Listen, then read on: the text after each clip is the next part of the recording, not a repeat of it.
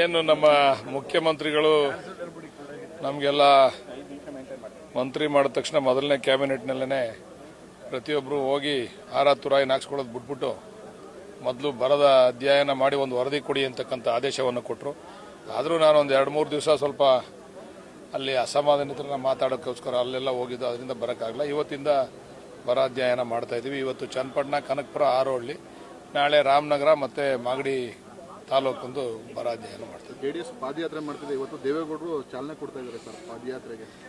ನೀನು ಪಾದಯಾತ್ರೆ ಅಂತ ಯಾಕಂತೀಯ? ಮತ್ತೆ ಅದು ಪ್ರಾಯಶ್ಚಿತ ಯಾತ್ರೆ ಒಂದು. ಎರಡನೇದು ಅದು ಪಟ್ಟಾಭಿಷೇಕ ಯಾತ್ರೆ. ಅದು ನಿಖಿಲ್ ಕುಮಾರಸ್ವಾಮಿ ಅವ್ರನ್ನ ಪಟ್ಟಾಭಿಷೇಕ ಮಾಡೋಕ್ಕೆ ನಿನ್ನೆ ಅಲ್ಲಿ ಬೈರ್ಮಂಗಲದಲ್ಲಿ ಅವ್ರು ಚಾಲನೆ ಕೊಟ್ಟವ್ರೆ. ಇವತ್ತು ಅವ್ರ ತಾತ ದೇವೇಗೌಡರು ಇವತ್ತು ಇಲ್ಲಿ ಚಾಲನೆ ಕೊಟ್ಟವ್ರೆ. ಇದು ಪಟ್ಟಾಭಿಷೇಕ ಯಾತ್ರೆ ವಿನ ಪಾದಯಾತ್ರೆ ಅಲ್ಲ. ಅದು ಯಾರಿಗಾರ ಸೀರಿಯಸ್ನೆಸ್ ಸಹಿತ ನೋಡಿದ್ರೇನ್ರಿ ಪಾದಯಾತ್ರೆಯಲ್ಲಿ? ರೈತರ ಪರ ಕಾಳಜಿ ಇತ್ತೇನ್ರಿ ಯಾರಿಗಾದ್ರೂ? ಇರಲಿ, ಮಾಡಲಿ, ಏನು ತೊಂದರೆ ಇಲ್ಲ. ಪ್ರಾಯಶ್ಚಿತ ಯಾತ್ರೆ ಮಾಡ್ದವ್ರು ಮಾಡಲಿ. ಬಿಜೆಪಿ ಕೂಡ ಅಂತರ ಕಾಯ್ಕೊಂಡಿರುವಂತದ್ದು ಕಾಣ್ತದೆ ಸರ್. ಅದನ್ನ ನೀವು ವಿಶ್ಲೇಷಣೆ ಮಾಡಬೇಕು. ನಾವು ಹೇಳಿದ್ರೆ ಸರಿ ಹೋಗಲ್ಲ, ನೀವು ವಿಶ್ಲೇಷಣೆ ಮಾಡಬೇಕು. ಬಿಜೆಪಿಯವರವ್ರಿಗೆ ಸತ್ಯ ಅರ್ಥ ಆಗೈತೆ, ಏನ್ ನಡೀತಾ ಇದೆ ಅಂತ ವಾಸ್ತವಾಂಶದ ಅರಿವಾಗೈತೆ. ಅದರಿಂದ ಅವರು ಅಂತರ ಕಾಯ್ಕೊಂಡವ್ರೆ.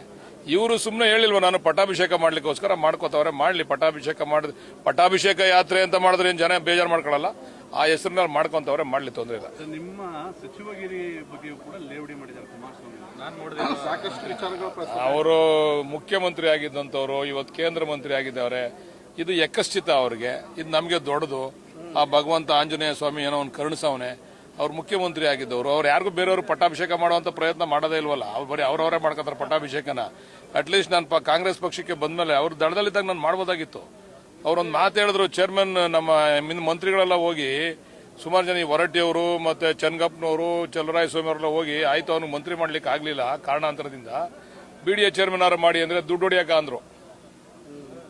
ಇಂಥವರಿಂದ ಏನ್ ನಿರೀಕ್ಷೆ ಮಾಡಬಹುದ್ರಿ ಕಾರ್ಯಕರ್ತರು? ಈ ಮನಸ್ಥಿತಿ ಇರತಕ್ಕಂಥವರಿಂದ ಏನ್ ನಿರೀಕ್ಷೆ ಮಾಡಬಹುದು? ನಾನು ಇವತ್ತು ಕಾಂಗ್ರೆಸ್ನಲ್ಲಿ ಹೊಸಬ, ಮೊದಲನೇದಾಗಿ ಶಾಸಕನಾಗಿರ್ತಕ್ಕಂಥದ್ದು. ಅದರಲ್ಲೂ ಕೂಡ ಮುಖ್ಯಮಂತ್ರಿಗಳು ಜಿಲ್ಲೆ ಕೊಡಲೇಬೇಕು ಅಂತಕ್ಕಂಥದ್ದು ಒತ್ತಾಯ ಏನಿಲ್ಲ. ಕೊಡಲೇಬೇಕು ಮುಖ್ಯಮಂತ್ರಿ ಜಿಲ್ಲೆಗೆ ಅಂತ. ಜೊತೆಗೆ 4 ಕ್ಷೇತ್ರ ಇರತಕ್ಕಂಥದ್ದು. ಅಂಥದ್ರಲ್ಲಿ ಇವತ್ತು ಹೈಕಮಾಂಡ್ ಮತ್ತೆ ನಮ್ಮ ಮುಖ್ಯಮಂತ್ರಿಗಳು ವಿಶ್ವಾಸ ಇಟ್ಟು ನಮಗೆ ಕೊಟ್ಟವ್ರೆ ಅಂತಂದ್ರೆ ಅದು ಕುಮಾರಸ್ವಾಮಿ ಅವರಿಗೆ ಯಕಶ್ಚಿತ ಇರ್ಬೋದು. ಇದು ನನಗೆ ದೊಡ್ಡದು. ಸ್ನೇಹಿತ ಅಂತ ಅನ್ಕೊಳ್ಳಲ್ಲ ಅಂತ ನಾವೇನು ಅರ್ಜಿ ಹಾಕಿದೀವಿ ಅನ್ಕೊಳ್ಳಿ ಅಂತ. ಅವ್ರೇನು ಅನ್ಕೊಳ್ಳೋದೇ ಸಾಕು ನಮ್ಗೆ ಸದ್ಯ. ನಾವ್ಯಾರು ಅರ್ಜಿ ಹಾಕೊಂಡು ಹೋಗಿಲ್ಲ ಅನ್ಕೊಳ್ಳಿ ಅಂತ. ಅವ್ರು ಇನ್ ಮುಂದೆ ಅರ್ಜಿ ಹಾಕೋದು ಬೇಡ. ಯಾರ್ಯಾರಿಗೋ ಹಾಕ್ತಾರೆ. ಅವ್ನು ವಾಸಿಗೆ ಏನೇನೋ ಬೈದ್ರು. ಈಗಾಗಲೇ ವಾಸು ಸ್ವಲ್ಪ ಇದಾಗಿರೋದಕ್ಕೆ ಆಗ್ಲೇ ಅಲ್ಲಿ ಅರ್ಜಿ ಹಾಕಕ್ ಹೋಗೋರೆ. ಇವನ್ನೆಲ್ಲ ಬಿಡಿ ಅಂತ ಹೇಳಿ ಅರ್ಜಿ ಹಾಕದ್ ಕುಮಾರಸ್ವಾಮಿ. ಅಧಿಕಾರಕ್ಕೆ ಬರದೇ ಹೋದ್ರೆ ಅನ್ಯಾಯ ಎಂತದ್ರಿ? ಇವತ್ತೇನಾರ ಬಿಜೆಪಿ ಸೇರ್ಕೊಳ್ಳದೆ ಹೋಗಿರೋ ಜನತಾದಳ ಇರ್ತಿತ್ತೇನ್ರಿ? ನೋಡ್ರಿ, ಒಬ್ಬ ಶಾಸಕ ಆಗೋದು ಕ್ಷೇತ್ರದ ಕೆಲಸ ಮಾಡೋದಕ್ಕೆ, ಬರೀ ಸುಮ್ಮನೆ ಏನೋ ಬೂಟಾಟಿಕೆಗೆ ಶಾಸಕ ಆಗ್ತಕ್ಕಂಥದ್ದಲ್ಲ. ಅಧಿಕಾರಕ್ಕೆ ಬರದೇ ಹೋದ್ರೆ, ಅಧಿಕಾರನೇ ಸಿಗದೆ ಹೋದ್ರೆ ಎಲ್ಲಿ ಕೆಲಸ ಮಾಡ್ಲಿಕ್ಕೆ ಆಗ್ತದೆ? ನಾವು ಅಧಿಕಾರಕ್ಕೆ ಬರತಕ್ಕಂಥ ರೀತಿಯಲ್ಲಿ ಅವ್ರ ನಡವಳಿಕೆ ಇರಲಿಲ್ಲ. ಈಗ ಅವರು ಅಡುಗೆ ಮುಳುಗೋಯ್ತದೆ ಅಂದಾಗ ಹೋಗಿ ಬಿಜೆಪಿ ಜೊತೆ ಸೇರ್ಕೊಂಡವ್ರೆ. ಬಿಜೆಪಿ ಜೊತೆ ಸೇರ್ಕೊಳ್ಳದೆ ಹೋಗಿದ್ರೆ ಅಡುಗೆ ಮುಳುಗೋಯ್ತಿರಲ್ಲ ಅಷ್ಟೊತ್ತಿಗೆ ಅವ್ರದ್ದು. ಇವತ್ತು ಹೊಸ ನಾಟಕ ಶುರು ಮಾಡವ್ರೆ. ಯಾರು ಬಿಜೆಪಿಗೆ ಅಧಿಕಾರದ ಹಸ್ತಾಂತರ ಮಾಡದೆ ಟೋಪಿ ಹಾಕಿದ್ರಲ್ಲ ಯಡಿಯೂರಪ್ಪನವ್ರಿಗೆ, ಈಗ ಅವ್ರ ಜೊತೆ ಹೊಸ ನಾಟಕ ಶುರು ಆಗೋದೀಗ.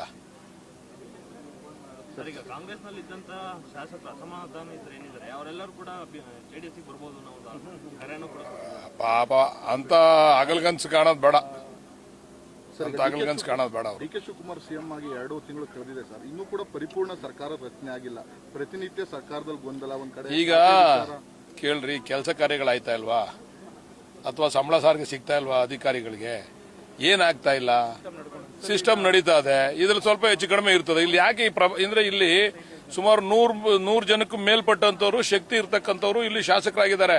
ಅಷ್ಟು ಸುಲಭ ಅಲ್ಲ ಸಮಸ್ಯೆನ ಬಗೆಹರಿಸ್ತಕ್ಕಂಥದ್ದು. ಈಗ 15-20 ಜನ ಗೆದ್ದು ಮುಖ್ಯಮಂತ್ರಿ ಆಗಿ ಬಗೆಹರಿಸೋದೇ ಬೇರೆ. 140 ಜನ ಗೆಲ್ಸ್ಕೊಂಡು ಮುಖ್ಯಮಂತ್ರಿ ಆಗಿ ಸಮಸ್ಯೆ ಬಗೆಹರಿಸ್ತಕ್ಕಂಥದ್ದು ಒಂದು ಚಾಲೆಂಜಿಂಗ್ ಇಶ್ಯೂ. ಬಗೆಹರಿಸ್ತಾರೆ. ಮಾಧ್ಯಮದವ್ರಿಗೆ ನನ್ಗೇನು ಅರ್ಥ ಇಲ್ಲ. ಬಗ್ಗೆ ಸಿಸ್ಟಮ್ ನಿಂತೋಗ್ಬಿಟ್ಟಿದ್ರೆ ನೀವು ಹೇಳಿ. ಸಿಸ್ಟಮ್ ನಿಂತೋಗ್ಬಿಟ್ಟಿದ್ರೆ ಅಧಿವೇಶನಕ್ಕೆ ಖಾತೆ ಹಂಚಿಲ್ಲ. ಇನ್ನೂ ಕೂಡ ಒಂದು ವಾರ ಆಯ್ತು. ತಾವು ಮಾಧ್ಯಮದವರು ಅಷ್ಟೊಂದು ತಲೆ ಕೆಡಿಸ್ಕೊಳ್ಳೋದು ಬೇಡ. ಈಗ ಹಂಚ್ತಾರೆ, ಆಮೇಲೆ ನಾವು ಯಶಸ್ವಿಯಾಗಿ ಅಧಿವೇಶನ ನಡೆಸ್ತೀವಿ. ನಾವೆಲ್ಲರೂ ಕೂಡ ತಯಾರು ಮಾಡ್ಕೊಂಡಿದ್ದೀವಿ. ಈಗಾಗಲೇ ಮೌಖಿಕವಾಗಿ ಆದೇಶ ಆಗಿದೆ. ಇನ್ನೇನು ಅಧಿಕೃತವಾದಂತ ಆದೇಶ ಸಿಗ್ತದೆ. ಮಾಧ್ಯಮದವ್ರಿಗೆ ಹೇಳ್ಬೇಕು ಅದನ್ನ. Thank you. ನಾಗೇಂದ್ರ ಅವರೇನೋ ಷರತ್ತು ಮೀರಿ ದೆಹಲಿಗೆ ಹೋಗಿದ್ದಾರೆ. ಅದೆಲ್ಲ ಕಾನೂನು. ಅದ್ರ ಬಗ್ಗೆ ನಾನು ಮಾತಾಡಕ್ ತಯಾರಿಲ್ಲ. ಅದೆಲ್ಲ ಕಾನೂನು ಏನ್ ಹೇಳ್ತದೆ ಅದೆಲ್ಲ ವಿಚಾರ ನನಗೆ ಗೊತ್ತಿಲ್ಲ. ಅಷ್ಟೊಂದು ವಿಶ್ಲೇಷಣೆ ಮಾಡುವಂತ ದೊಡ್ಡವನು ಅಲ್ಲ ನಾನು. ಅದನ್ನ ಹೈಕಮಾಂಡ್ ಗಮನ ಹರಿಸ್ತದೆ, ಮುಖ್ಯಮಂತ್ರಿಗಳು ಗಮನ ಹರಿಸ್ತಾರೆ. ನನಗೆ ಕುಮಾರಸ್ವಾಮಿ ಮತ್ತೊಂದು ಹೇಳಿ ಸರ್, 1 ಎಕರೆಗೆ 3 ಕೋಟಿ ಕೊಡ್ತಾ ಇದ್ದಾರೆ ಈಗ ಅಂತೇಳಿ ಆರ್ ಅಶೋಕ್ ಕೂಡ ಹೇಳಿರುವಂತ. 1 ಎಕರೆಗೆ 3 ಕೋಟಿ ಹೆಂಗ್ರಿ ಕೊಡಕ್ಕಾಯ್ತದೆ? 2ರಿಂದ 3 ಕೋಟಿ ಅಂತ ಹೇಳಿರೋದು. 2ರಿಂದ 3 ಕೋಟಿ. ಕೆಲವು ಜಾಗದಲ್ಲಿ 3 ಕೋಟಿ ಸಿಗ್ತದೆ, ಕೆಲವು 2.5 ಕೋಟಿ ಸಿಗ್ತದೆ, 2 ಕೋಟಿ ಸಿಗ್ತದೆ. ಮತ್ತೆ ಮರ ಮಾಲ್ಕೆ ಎಲ್ಲ ಸೇರಿದ್ರೆ 3-3.5 ಕೋಟಿ ಅಷ್ಟು ಸಿಗ್ತದೆ.